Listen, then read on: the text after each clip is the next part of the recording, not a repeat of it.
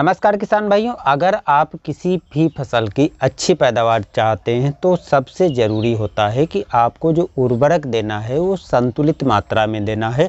यानी जितनी पौधे को आवश्यकता है उतनी मात्रा देना है, ना तो आपको कम देना है और ना तो आपको बढ़ा करके देना है। यदि आप सही और संतुलित मात्रा देंगे तो निश्चित ही आप अच्छा उत्पादन ले पाएंगे। यही नियम लागू होते हैं गेहूँ की फसल पे। अब गेहूँ की फसल में यदि हम संतुलित मात्रा में उर्वरक देना चाहें तो कितनी मात्रा दे सकते हैं। यदि हम वैज्ञानिक तरीकों को अपनाएं तो हम संतुलित मात्रा में उर्वरक को दे सकते हैं। इसके साथ साथ जो दूसरी बात आपको ध्यान रखना है कि आपको अपने क्षेत्र के मिट्टी की जांच करवा करके, खेत की मिट्टी की जांच करवा करके उसी आधार पर उर्वरक देना चाहिए। अगर आप मिट्टी की जांच नहीं करवा पाते हैं तो जो मानक संतुलित मात्रा के वैज्ञानिक तरीके द्वारा बताए गए हैं उन नियमों को आपको लागू करना होगा। लेकिन उसमें बहुत से किसान भाइयों को दिक्कत का सामना करना पड़ता है, क्योंकि किसी किसी क्षेत्र में पोटास की आवश्यकता कम होती है, वहाँ की मिट्टी में पोटास मौजूद होती है तो कहीं पर फास्फोरस मौजूद होती है, तो इसलिए वहाँ पर इन उर्वरकों का जो मात्रा है वो अलग हो जाती है। इसलिए आप मिट्टी की जांच करवा लें तो काफ़ी बेटर रहेगा।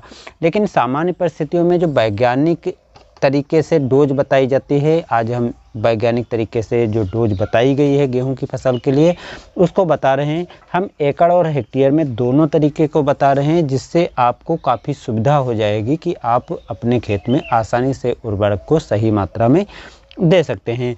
अब सीड्रिल से जब बुआई करते हैं तो सीड्रिल से बुआई करने पर आपको इन उर्वरकों को देना पड़ता है। लेकिन एक बात ध्यान रखना है कि जो पोटास आप दे रहे हैं, पोटास की आप पहले बुआई कर दें, उसके बाद आप सीड्रिल से अन्य उर्वरकों को डाल करके गेहूं की बुआई कर सकते हैं, क्योंकि पोटास अक्सर सीड्रिल में फंसती है तो आपके उर्वरक देने में समस्या आ सकती है।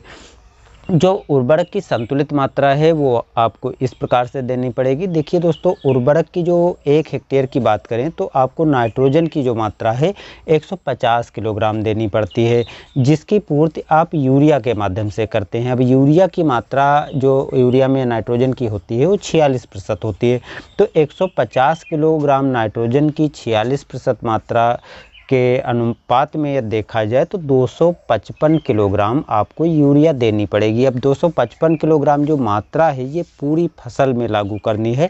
बुआई के समय आपको इतनी नहीं देनी है। बुआई के समय आपको इसको 3 भागों में डिवाइड कर लेना है।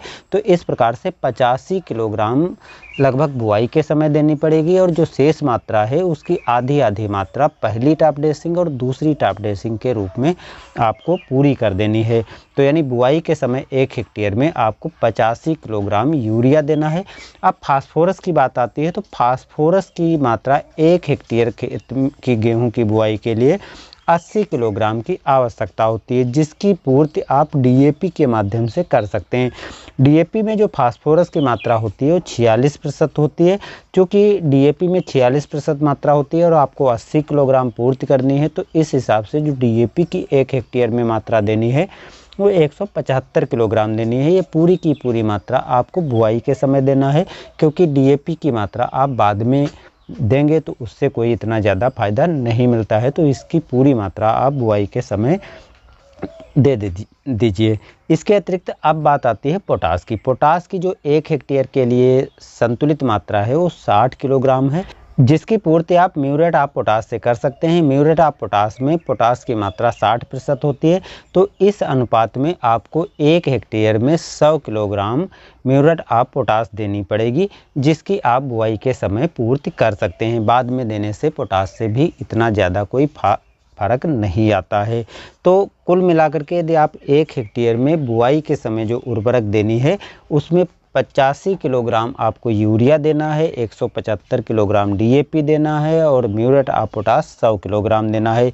यदि हम एकड़ की बात करें तो 1 एकड़ में जो आपको उर्वरक की आवश्यकता पड़ेगी उसमें नाइट्रोजन की आवश्यकता 60 किलोग्राम पड़ेगी, जिसकी पूर्ति आपको 102 किलोग्राम यूरिया के माध्यम से करना पड़ेगा।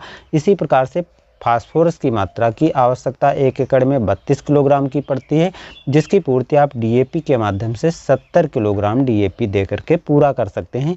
जो पोटास की मात्रा है वो बुआई के समय आपको 24 किलोग्राम पोटास की आवश्यकता पड़ती है, जिसकी मात्रा की पूर्ति आप म्यूरेट ऑफ पोटास दे करके 40 किलोग्राम की मात्रा दे करके पूरा कर सकते हैं। तो कुल मिलाकर के जो बुआई के समय आप 1 एकड़ में डोज देंगे वो 34 किलोग्राम आपको यूरिया दे देनी है, 70 किलोग्राम आपको डीएपी दे देनी है और 40 किलोग्राम म्यूरेट ऑफ पोटास दे देनी है। तो यदि ये डोज आप देते हैं तो ये वैज्ञानिक तरीके से बताई गई एक संतुलित मात्रा में डोज है, जिसकी पूर्ति करके आप काफ़ी अच्छी क्वालिटी का गेहूं का उत्पादन ले सकते हैं। जो मात्रा आप इस प्रकार देंगे तो आपकी ना तो उर्वरक की मात्रा की किसी तत्व की कमी आएगी और ना तो कोई मात्रा आपकी बढ़ने वाली है। तो एक संतुलित मात्रा में दे करके आप अच्छा उत्पादन ले सकते हैं। यदि आप डीएपी की जगह पर एनपीके देना चाहते हैं या सिंगल सुपर फास्फेट देना चाहते हैं तो कमेंट में बताइए, हम उस पर भी जानकारी आपको वीडियो के माध्यम से दे देंगे। आज की जानकारी इतनी ही, धन्यवाद।